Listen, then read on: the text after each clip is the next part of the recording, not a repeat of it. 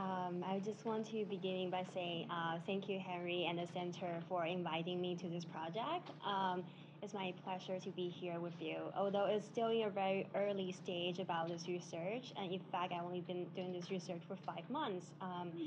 I have been enjoying this so far, and actually, I have a partner in my research. Her name is Jessica John. She's with Party Watch Initiative. It's unfortunate that she couldn't be here today, but I will be representing this research and too happy to answer if you have any questions. So also, I noticed that Maya sent out the draft earlier, but that is actually a very old draft. So I will, if you want the new one, I will send out, call Maya later. So I think I will begin by just give you a background information about Taiwan's nuclear energy background. So it's actually like the nuclear debate is actually having started actually in 1990, but it is not until Fukushima in 2011 that has caught a lot of attention for Taiwanese people, and they keep having the debate is that if Japanese couldn't, make the nuclear energy safe, why Taiwan can make sure it's safe? So that's kind of where the debate started from there. And every year in March, you can see people go protest against nuclear power in March. Every year, there's a lot of work, like activities going on in Taipei across island for all kinds of against nuclear activity. So that's just for your background and information. But this issue actually is very political from both KMT and DPP. Like this is nuclear energy issues have been in the political debate a lot. And to be honest, it was in the KMT when KMT was in power. They keep saying, "Oh, we should keep the nuclear plant going because for economy reason."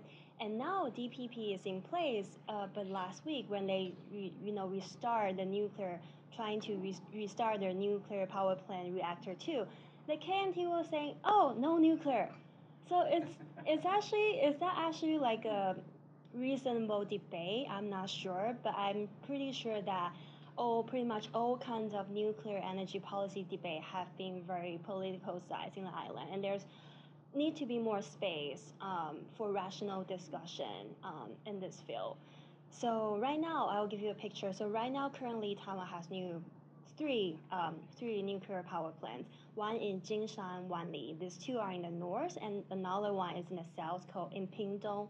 And these three nuclear power plants will be retired in 2018, 2019, 2021, 2023, and another, the one in the southern part will be retired in 2024 and 25.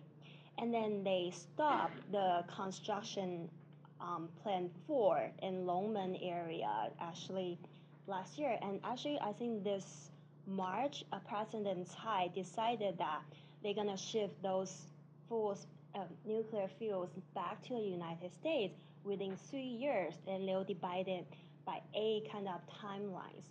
So these are just background about what's currently going on in Taiwan's nuclear energy space. So I think for next, I want to give you some overview about what are the challenges in Taiwan's energy picture in general. So first, I want to point out it's really because Taiwan doesn't have much resources on the island, same as Japan.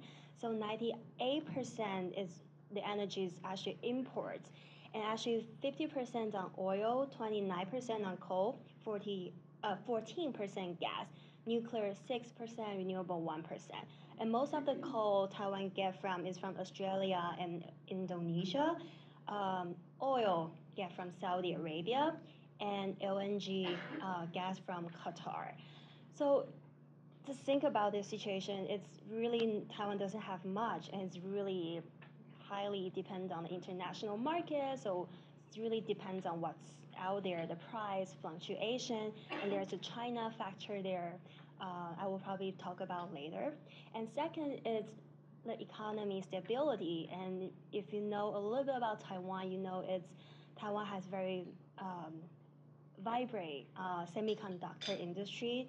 Is one of the very important spot and supply chain for technology products. And just look at the energy usage on this island. Actually, 5%, some people say 50, is by industry, and 1% by transportation, 1% by agriculture, fishery, 19% for service industry, 18% by resident, 17% by energy sector. So just look at this. The industry sector, especially the tech sector, is so important for Taiwan's economy grows. What happens if the electricity break out? What is going to happen to the economy for the island? So that is really a question that we have to think about. And the third, I think, is one of the biggest challenges. Actually, is Thai power itself.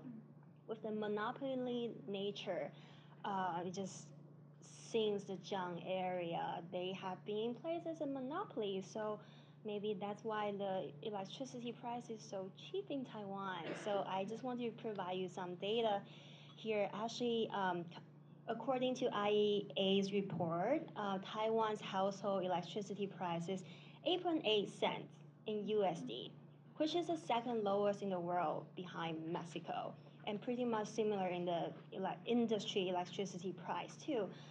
But do you know how much Taiwanese people consume electricity in the world? We rank 14 in the world. Compared to other Asian countries, we are behind China, Japan, Korea. So we are actually a big user. Then why are we paying so low electricity?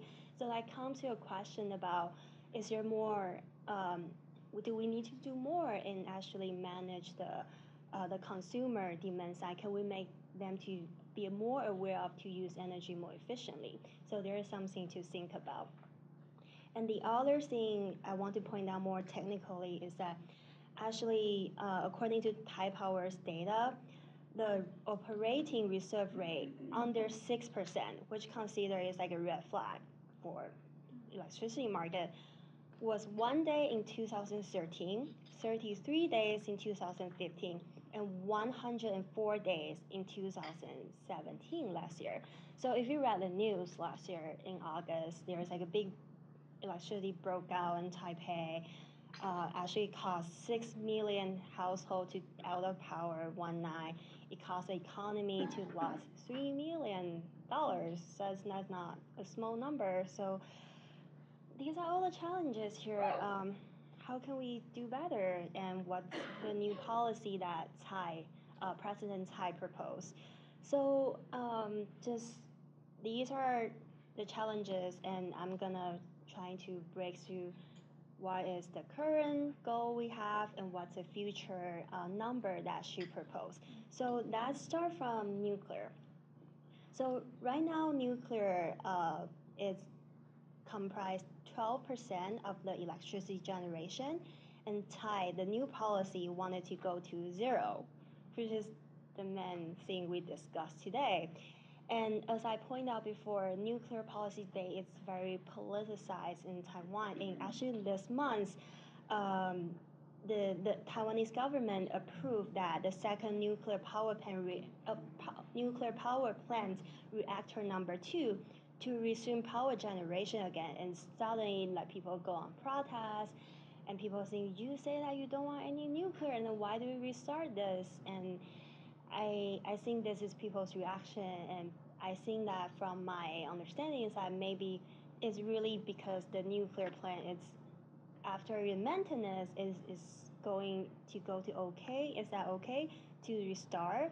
And maybe actually there's a concern because in the summertime, it's actually the electricity, the highest usage time for electricity. So maybe the government is really trying to prevent that kind of electricity to break out again. So they probably don't have much choice right now. So they decided to restart this nuclear power plant. So there are different, scenarios and people's theories about why they do that, and it's quite new. So we'll see. So that's the picture of nuclear now. And for gas, right now it's 32%, and the future goal is 50%. So I think for now, Taiwan has 2 LNG terminals, and one in Taichung, one in Kaohsiung. I think what they need to work on is just to make sure they have space to, import and get more resources, secure more LNG, that more diversified. I actually know that 2 days ago, I think there's a Taiwanese delegation have make a deal with Cheniere. So Taiwan is gonna get a more long-term agreement with from import LNG from the USA. So that's the gas situation. And coal right now is 45%, and then in 2025 it's gonna be 30. This is an interesting fun in my research. So I have, followed President Tsai's remark about what she's gonna do on coal. She said that, oh, we can totally meet the goal in 2025 without increasing any coal at all. However, in my research, reading reports from Taiwanese government website, they all tell me that in the short term it's gonna increase. So actually, some of them even say that in 2030 it's gonna increase to 50%.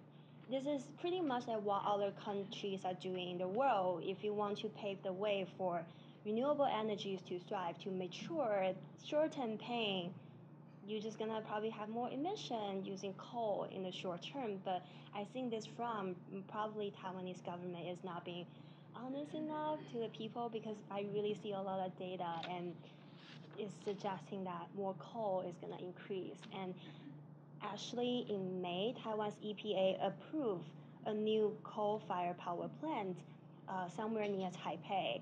And the new construction is again facing people's criticism. So you say no coal, then why there's a new coal power plant there? So it's a difficult situation. So the last part, I think I still have 5 minutes left, so I'm gonna go to renewables. So first, solar, the goal is 1.7 gigawatts, and to 2025 is 20 gigawatts. That's quite impressive. Like, it's like a very ambitious goal. So what are the government currently doing in this space? Two things I can point out. I think the solar industry realized that this industry is very tied to international market, especially China. So whatever the price are falling in China, the subsidies are decreasing, it's really also affecting Taiwan. So they understand that. So actually, Taiwan's Ministry of Economy limit the feed-in tariff price cut to 0.2 cents per kilowatt hours in this year earlier, because they noticed that it's not a good thing. The prices keep dropping, and they haven't met their goal to increase 1.4 gigawatts this year. They're still far behind the goal. They probably only have 500 megawatts right now. So there's a lot of room to go. But I think that at least their policy is encouraging in the right direction on this front. And the last thing I think is probably more positive and seems like more promising is actually in the the offshore wind. I think I can point out the recent development that in May, 7 international companies across 10 offshore wind farms were being awarded to build 3.8 gigawatts, and their goal is 5.5 gigawatts. That doesn't mean that there's no challenge, but at least the bidding and the auction process went well. And the big winners are Denmark's Ørsted and Germany's WPD. And then this, actually just 3 or 4 days ago, the government also have another bidding process to try to build up more capacity that actually encourage more foreign companies to join in this front. But I think at least the policy in this area is going in the right direction. But the question in wind is infrastructure and the connectivity. Is it gonna connect to the grid? Okay, local environmental concerns from the Taiwanese citizen, I think that it still remains as a challenge. And I think I hit 10 minutes, so I'm going to stop here. If you have any question, we can discuss later.